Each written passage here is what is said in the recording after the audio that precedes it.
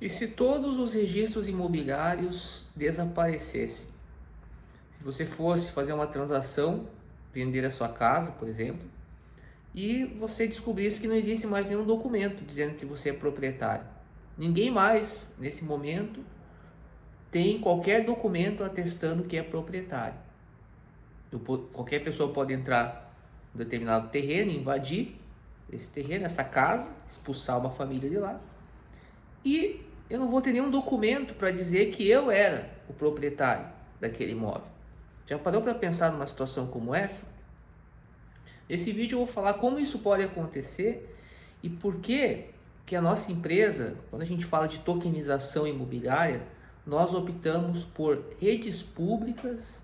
É a primeira empresa e única empresa no Brasil a propor esse modelo de tokenização imobiliária com redes públicas e em conformidade com o registro. Então a primeira questão é essa. Então desapareceu tudo, não tem mais. Como que nós poderíamos gerar esse caos? Vamos entender como que esse caos poderia ser gerado. Primeira hipótese, você elimina os cartórios, tá? Não existe mais registro. Os registros passam a ser feitos por empresas privadas. Então eu tenho uma empresa e essa empresa ela resolve, então, passa a ser a responsável por fazer o registro de um determinado imóvel. O imóvel já nasce registrado nessa empresa, para trazer uma hipótese mais favorável aí para esse tipo de sistema. Bem, aí essa empresa tem lá os seus registros digitais, por exemplo, na AWS. Primeira hipótese, a AWS recentemente agora parou, uma empresa privada. Imagine que isso acontece de forma definitiva. Pode acontecer? Pode. A AWS é uma empresa gigante, mas ela pode, os servidores podem parar conforme pararam. E aí, essa empresa que dependia desse registro na AWS não tem mais o registro desse imóvel. E você não tem mais como provar que você é o proprietário desse imóvel. Você está nesse imóvel, mas alguém pode chegar lá, tirar você à força, e você depois não vai ter como. E depois, vamos, sei lá, pensar, essa pessoa ela vai ficar naquele local e ela vai sustentar que é a proprietária, e você não vai ter mais nenhum documento.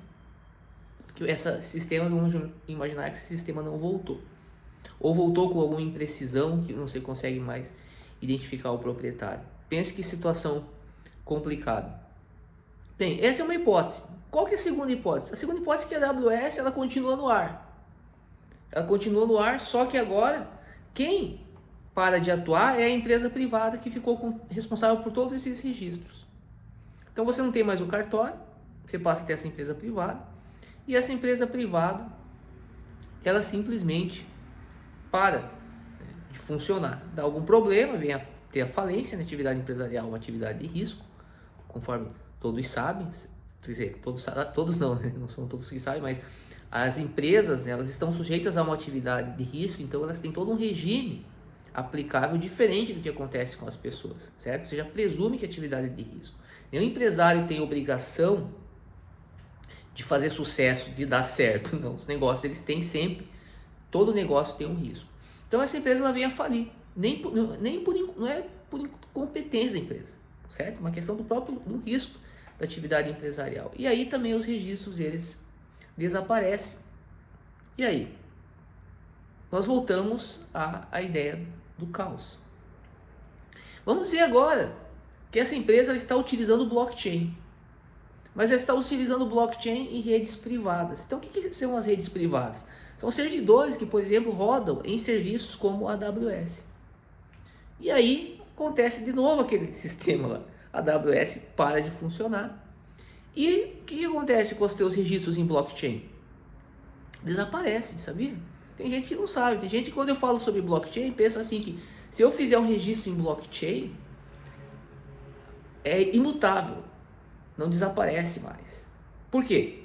Porque as pessoas conhecem blockchain de forma errada. Nós vamos já entender melhor isso, mas eu já adianto para vocês que a blockchain em si ela é apenas uma forma de estruturar dados. É o que nós chamamos de uma estrutura de dados. questão importante é a rede.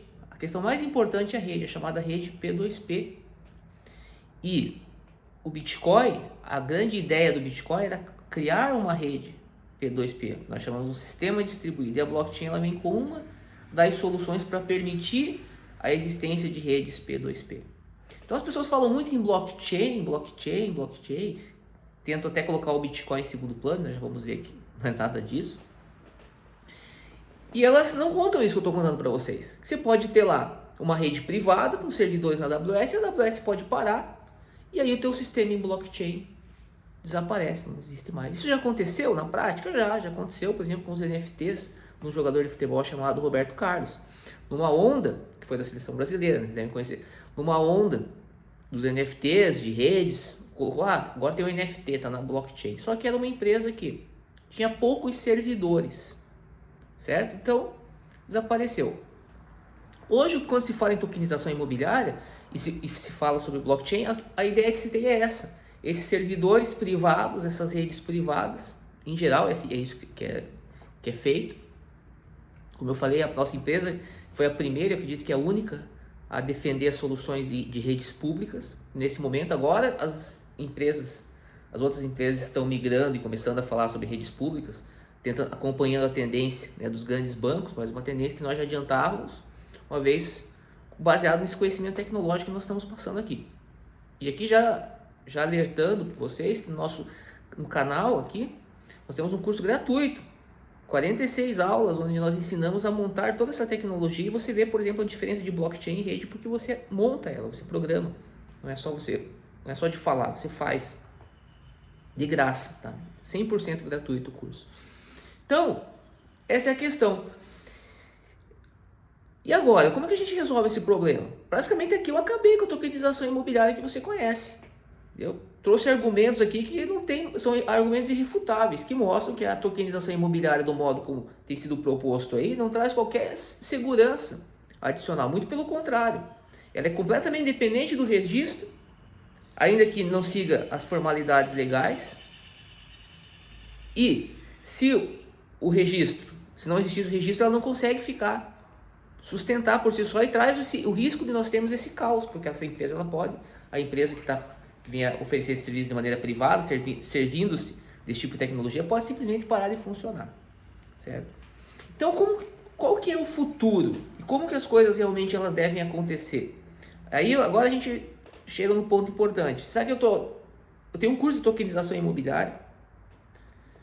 Eu criei uma empresa de tokenização imobiliária em 2019, desenvolvemos a primeira plataforma já focada para a tokenização imobiliária, toda baseada em smart contracts e redes públicas, isso em 2019. O Banco Central nem sabia o que era mercado de finanças descentralizadas, e nós já lançamos essa plataforma, fizemos uma série de projetos, já falando de que nós éramos DeFi by Design.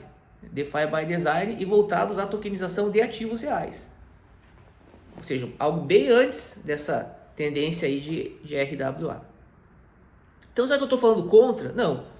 O que eu sempre falei, só que talvez eu não tenha conseguido transmitir como eu estou transmitindo para vocês, é que essa tokenização ela só funciona em redes públicas. Por quê? Porque quando eu tenho uma rede de 1000 servidores, é diferente de ter uma rede de 5 servidores, de 10 servidores. E é isso que é uma rede como a rede Ethereum, é uma rede de milhares de servidores.